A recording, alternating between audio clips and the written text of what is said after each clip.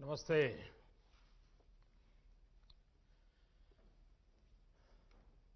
અમદાવાદ અને સુરતના બધા લોકો હવે ઉધિયા જલેબીમાંથી નવરા પડ્યા હશે.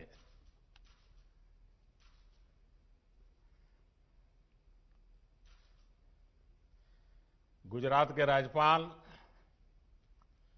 श्री आचार्य देवव्रत जी, केंद्रीय मंत्रिमंडल में मेरे सहयोगी अमित शाह जी, हरदीप सिंह पुरी जी,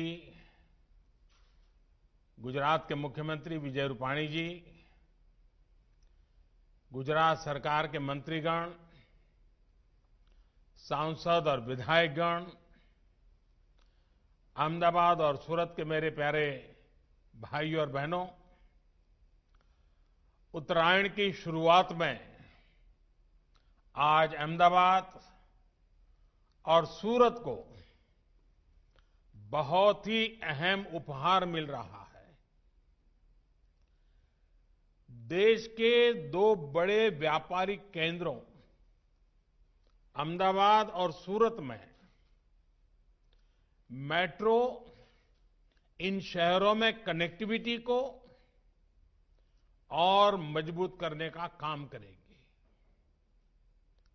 कल ही केवड़िया के लिए नए रेल मार्ग और नई ट्रेनों की शुरुआत हुई है. अहमदाबाद से भी आधुनिक जनशताब्दी एक्सप्रेस अब केवड़िया तक जाएगी. इस शुभारंभ के लिए मैं गुजरात के लोगों को बहुत बहुत शुभकामनाएं देता हूं, बधाई देता हूं. बहनों, आज 17,000 करोड़ रुपए से ज्यादा के इंफ्रास्ट्रक्चर का काम शुरू हो रहा है. 17,000 करोड़ रुपए. ये दिखाता है कि कोरोना के इस काल में भी नए इंफ्रास्ट्रक्चर के निर्माण को लेकर देश के प्रयास लगातार बढ़ रहे हैं. बीते कुछ दिनों में ही देश भर में हजारों करोड़ रुपए के इंफ्रास्ट्रक्चर प्रोजेक्ट का या तो लोकार्पण किया गया है या फिर नए प्रोजेक्ट्स पर काम शुरू हुआ है. साथियों, अहमदाबाद और सूरत दोनों गुजरात की और भारत की आत्मनिर्भरता को सशक्त करने वाले शहर हैं. मुझे याद है जब अहमदाबाद में मेट्रो की शुरुआत हुई थी तो वो कितना अद्भुत पल था. लोग छत पे धावे पर खड़े थे. लोगों को चेहरों पर जो खुशी थी वो शायद ही कोई भूल पाएगा. मैं ये भी देख रहा हूं कि अहमदाबाद के सपनों ने, यहां की पहचान ने कैसे खुद को मेट्रो से जोड़ लिया है. अब आज से अहमदाबाद मेट्रो के दूसरे चरण पर काम शुरू हो रहा है. अहमदाबाद मेट्रो रेल प्रोजेक्ट में अब मोटेरा स्टेडियम से महात्मा मंदिर तक एक कॉरिडोर बनेगा और दूसरे कॉरिडोर से जीएनएलयू और गिफ्ट सिटी आपस में जुड़ेंगे. इसका लाभ शहर के लाखों लोगों को होगा. साथियों, अहमदाबाद के बाद सूरत गुजरात का दूसरा बड़ा शहर है जो मेट्रो जैसे आधुनिक पब्लिक ट्रांसपोर्ट सिस्टम से जुड़ेगा. सूरत में मेट्रो नेटवर्क तो एक प्रकार से पूरे शहर के महत्वपूर्ण व्यापारिक केंद्रों को आपस में कनेक्ट करेगा. एक कॉरिडोर सरथना को ड्रीम सिटी से तो दूसरा कॉरिडोर भैसन को सरौली लाइन से जोड़ेगा. मेट्रो के इन प्रोजेक्ट की सबसे बड़ी खासियत यह है कि ये आने वाले वर्षों की जरूरतों का आकलन करते हुए भी बनाए जा रहे हैं। यानी जो आज इन्वेस्टमेंट हो रहा है, उससे हमारे शहरों को आने वाले कई सालों तक बेहतर सुविधाएं मिलेगी। भाइयों और बहनों, पहले की सरकारों की जो अप्रोच थी, हमारी सरकार कैसे काम कर रही है, इसका बेहतरीन उदाहरण क्या फर्क था, ये बहुत भली भांति देश में मेट्रो नेटवर्क का विस्तार से पता चलता है। 2014 से पहले के 10-12 साल में सिर्फ 250 किलोमीटर मेट्रो लाइन ऑपरेशनल हुई थी। वहीं बीते 6 साल में 450 किलोमीटर से ज्यादा मेट्रो नेटवर्क चालू हो चुका है। इस समय देश के 27 शहरों में 1000 किलोमीटर से ज्यादा के नए मेट्रो नेटवर्क पर काम चल रहा है। साथियों, एक समय था जब हमारे देश में मेट्रो के निर्माण को लेकर कोई आधुनिक सोच नहीं थी। देश की कोई मेट्रो पॉलिसी भी नहीं थी। नतीजा ये हुआ कि अलग अलग शहरों में अलग अलग तरह की मेट्रो, अलग अलग तकनीक और व्यवस्था वाली मेट्रो बनने लगी। दूसरी दिक्कत ये थी कि शहर के बाकी ट्रांसपोर्ट सिस्टम का मेट्रो के साथ कोई तालमेल ही नहीं था। आज हम शहरों के ट्रांसपोर्टेशन को एक इंटीग्रेटेड सिस्टम के तौर पर विकसित कर रहे हैं। यानी बस, मेट्रो, रेल सब अपने अपने हिसाब से नहीं दौड़े, बल्कि एक सामूहिक व्यवस्था के तौर पर काम करें, एक दूसरे को पूरक बने। यहां अहमदाबाद मेट्रो में ही जो नेशनल कॉमन मोबिलिटी कार्ड, जब मैं वहां आया था, लॉन्च हुआ था, वो भविष्य में इस इंटीग्रेशन में और मदद करने जा रहा है। साथियों, हमारे शहरों की आज की क्या जरूरत है और आने वाले 10-12 सालों में क्या जरूरत होगी, इस विजन को लेकर हमने काम शुरू किया। अब जैसे सूरत और गांधीनगर को ही ले लीजिए। 2 दशक पहले सूरत की चर्चा इसके विकास से भी ज्यादा प्लेग जैसी महामारी के लिए होती थी। लेकिन सूरत वासियों में सभी को गला लगाने का जो स्वाभाविक गुण है, उसने स्थितियों को बदलना शुरू कर दिया। हमने हर उद्यम को गले लगाने वाली सूरत स्पिरिट, ये सूरत स्पिरिट पे बल दिया। आज सूरत आबादी के लिहाज से एक तरफ देश का 8वां बड़ा शहर है, लेकिन दुनिया का 4था सबसे तेजी से विकसित होता शहर भी है। दुनिया के हर 10 हीरो में से 9 सूरत में तरासे जाते हैं। आज देश में कुल मैन मेड फैब्रिक का 40% और मैन मेड फाइबर का करीब 30% प्रोडक्शन हमारे सूरत में होता है। आज सूरत देश का दूसरा सबसे स्वच्छ शहर है। भाइयों और बहनों, ये सब कुछ एक बेहतर प्लानिंग और संपूर्णता की सोच के साथ संभव हो पाया है। पहले सूरत में करीब 20% आबादी झुग्गियों में रहती थी। अब गरीबों को पक्के घर मिलने से ये घट करके 6% रह गई है। शहर को भीड़भाड़ से मुक्त करने के लिए बेहतर ट्रैफिक मैनेजमेंट से लेकर अनेक दूसरे कदम उठाए। आज सूरत में 100 से ज्यादा पुल हैं, जिनमें से 80 से ज्यादा बीते 20 सालों में बनाए गए हैं और 8 पुलों का निर्माण जारी भी है। इसी तरह सीवेज ट्रीटमेंट प्लांट्स, इसकी कैपेसिटी बढ़ाई गई।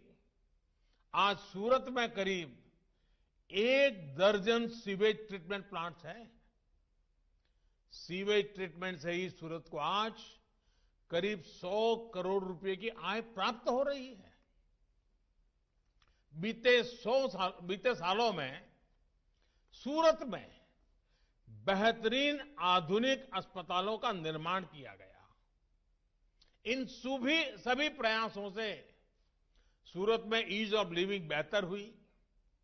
आज हम देखते हैं कि सूरत एक भारत श्रेष्ठ भारत का कितना बेहतर उदाहरण है।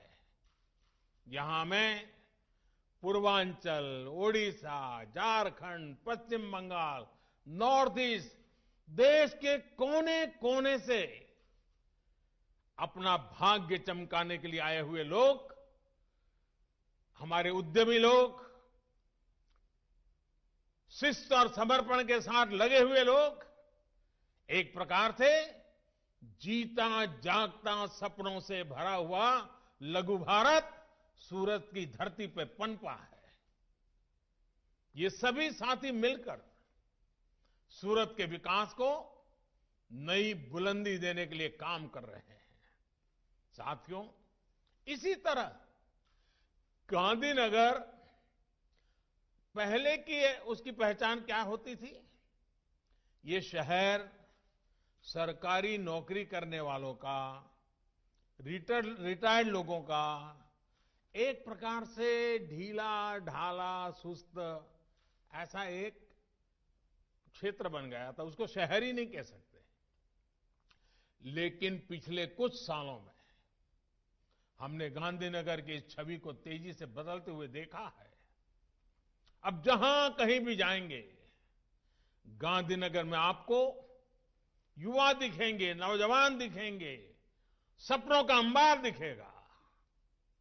आज गांधीनगर की पहचान है IIT Gandhinagar, Gujarat national law university, national forensic science university, Raksha Shakti university, NIFT.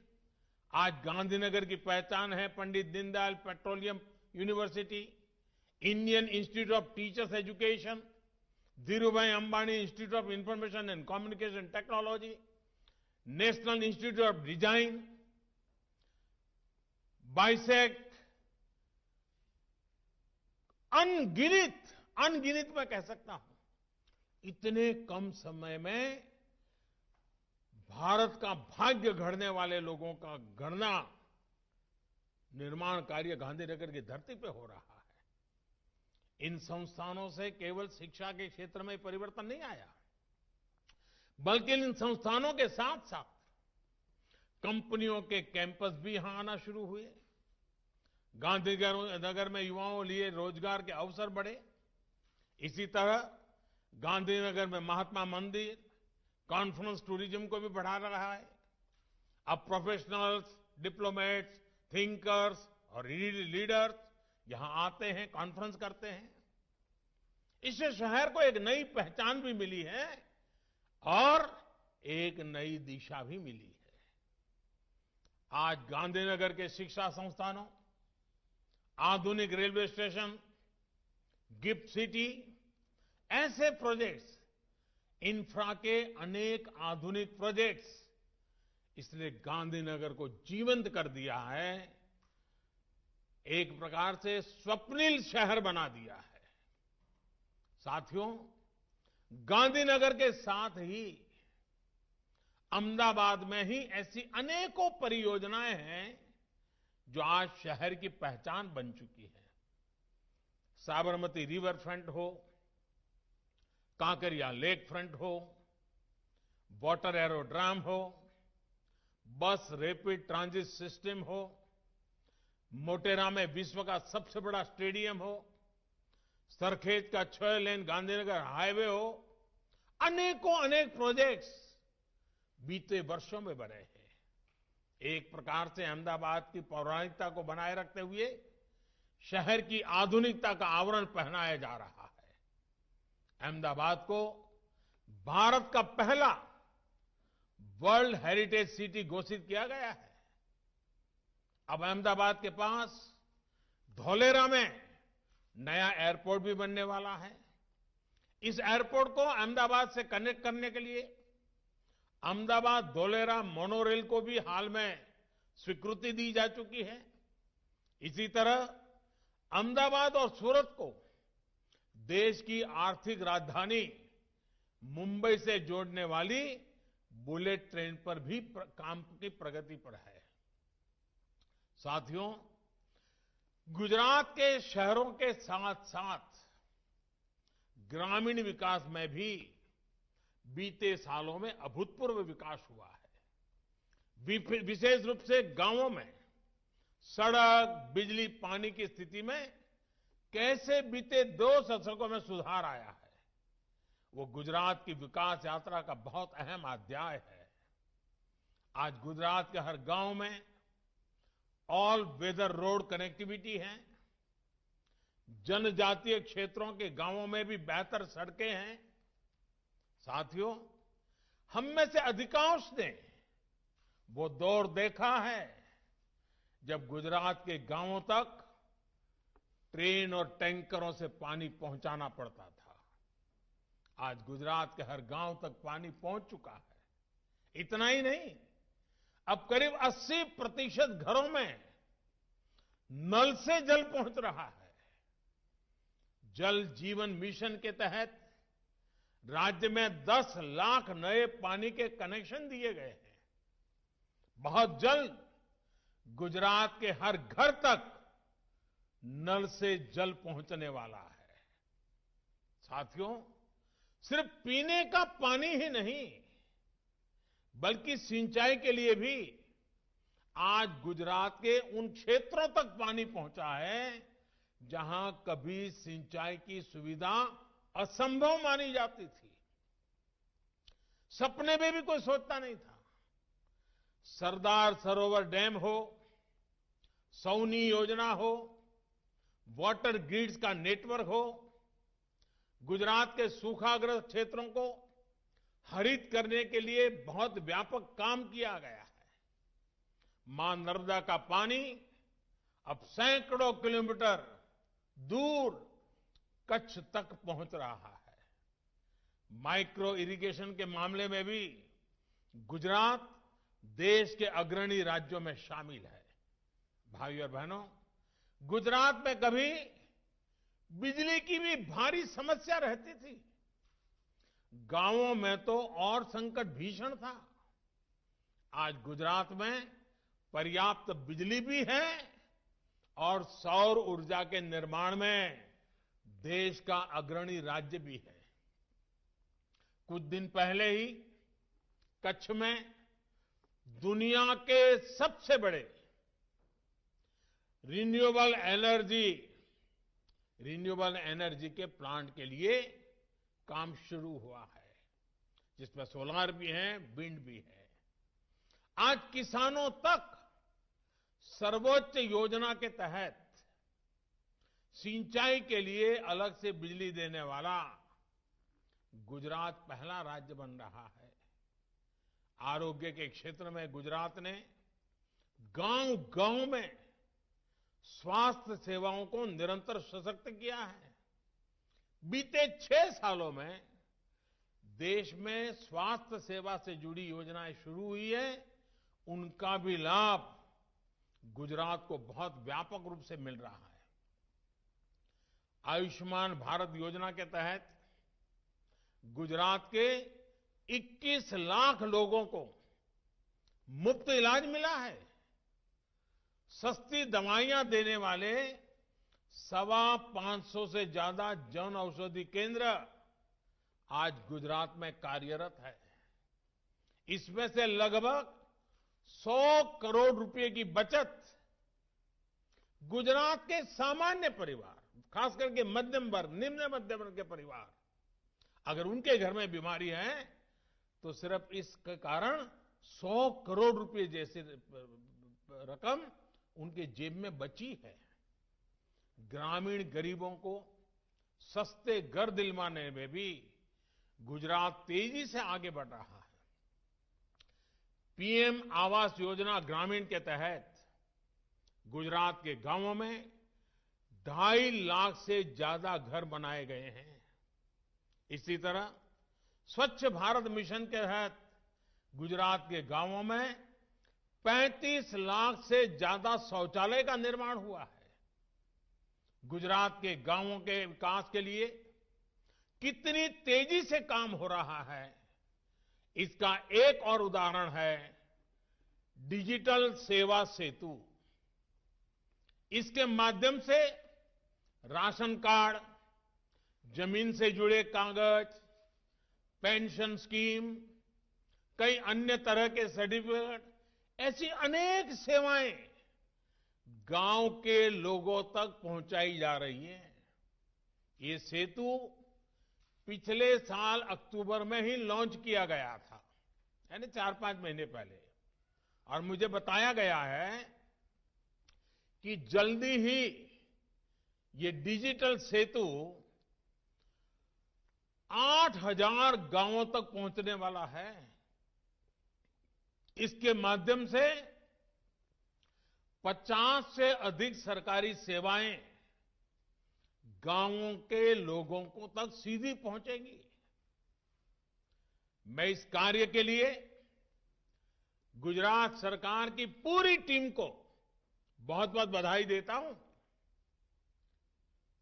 साथियों, आज भारत आत्मविश्वास के साथ फैसले ले रहा है, उन पर तेजी से अमल भी कर रहा है। आज भारत सिर्फ बड़ाई नहीं कर रहा है, आज भारत बेहतर भी कर रहा है।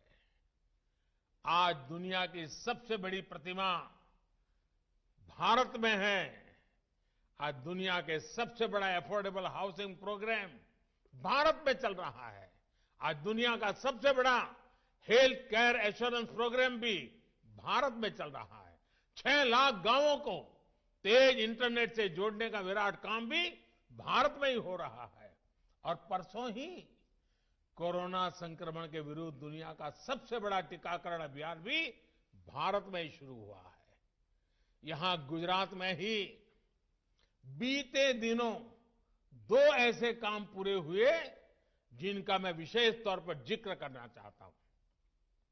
ये उदाहरण है कि कैसे तेजी से पूरी होती परियोजनाएं लोगों का जीवन बदल देती है। एक गोगा और हजीरा के बीच रोपैक्स सेवा और दूसरी गिरनार रोपवे। साथियों, पिछले साल नवंबर में, यानी 4 महीने पहले, गोगा और हजीरा के बीच से ये रोपैक्स सेवा शुरू होने से सौराष्ट्र और दक्षिण गुजरात दोनों ही क्षेत्रों के लोगों का वर्षों का इंतजार समाप्त हुआ है और वहां के लोगों को इसका बहुत लाभ हो रहा है। इस सेवा से गोगा और हजीरा के बीच सड़क की दूरी 450 किलोमीटर की है, वो समंदर के रास्ते सिर्फ 90 किलोमीटर ही रह गई है। यानी जिस दूरी को तय करने में पहले 10 से 12 घंटे लग जाते थे, अब वो 4-5 घंटे में ही पूरी हो जा रही है। यानी इससे हजारों लोगों का समय बच रहा है, पेट्रोल डीजल पर होने वाला खर्च बच रहा है, सड़क पर चलने वाली गाड़ियां कम होने से प्रदूषण कम करने में भी मदद मिली है। सिर्फ 2 महीने में मुझे जो बताया गया, सिर्फ 2 महीने में 50,000 से ज्यादा लोग इस नई सुविधा का लाभ ले चुके हैं। 14,000 से ज्यादा गाड़ियां भी रोपैक्स फेरी से ले जाई गई हैं। सूरत के साथ सौराष्ट्र की इस नई कनेक्टिविटी ने सौराष्ट्र के किसानों और पशुपालकों को फल, सब्जी और दूध सूरत पहुंचाने का आसान मार्ग उपलब्ध कराया है। सड़क के रास्ते पहले फल, सब्जी और दूध ऐसी चीजें खराब हो जाती थी, पहुंचते पहुंचते ही बर्बाद हो जाता था।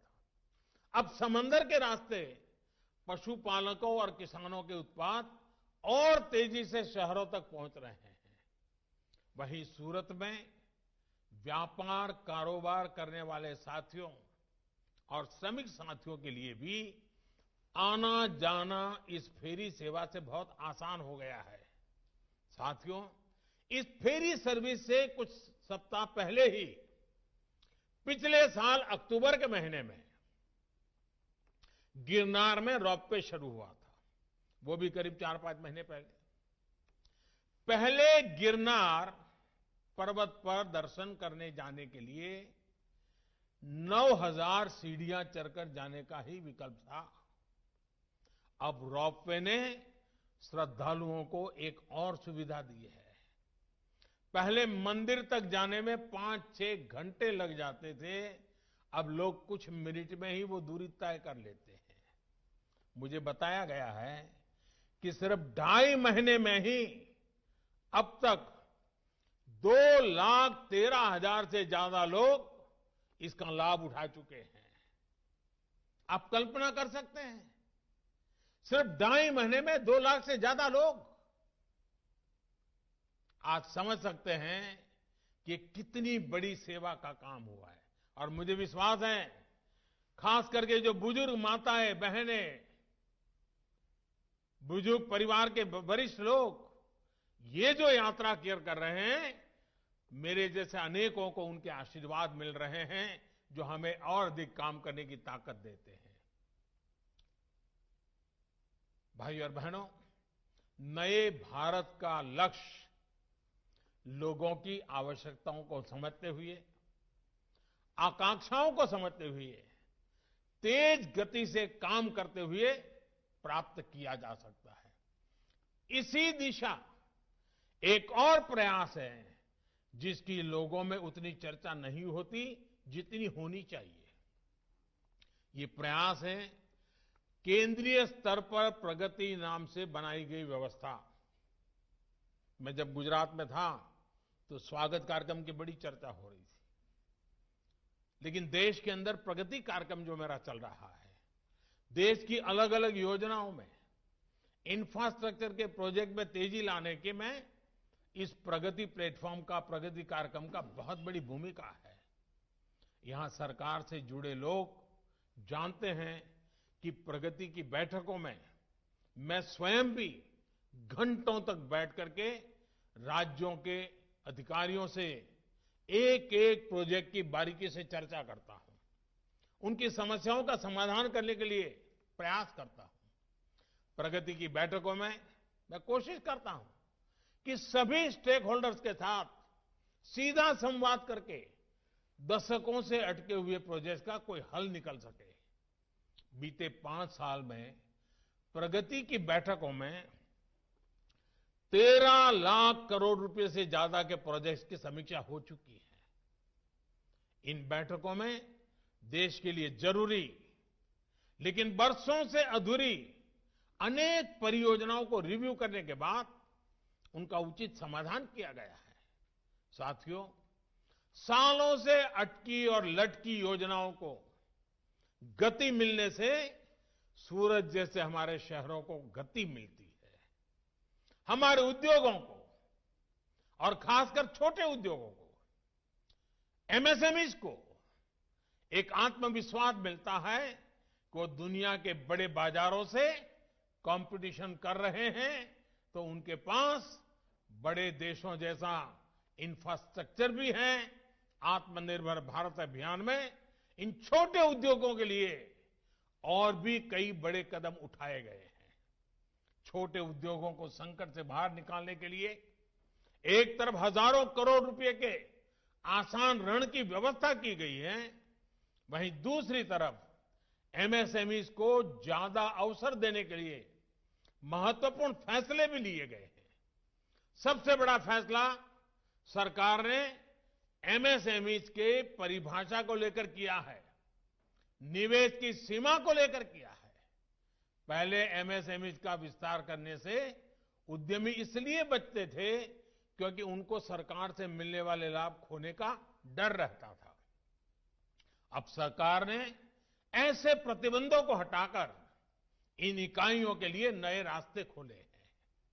इसके साथ ही नई परिभाषा में मैन्युफैक्चरिंग और सर्विस एंटरप्राइज के भेदभाव को भी खत्म किया गया है। इससे सर्विस सेक्टर में भी नई संभावनाएं पैदा हुई हैं। वहीं सरकारी खरीद में भी भारत के एमएसएमईज को ज्यादा से ज्यादा मौके मिले, इसका प्रबंध भी किया गया है। कोशिश ये है कि हमारे छोटे उद्योग खूब फले फूले और उनमें काम करने वाले श्रमिक साथियों को बेहतर सुविधाएं, बेहतर जीवन मिले।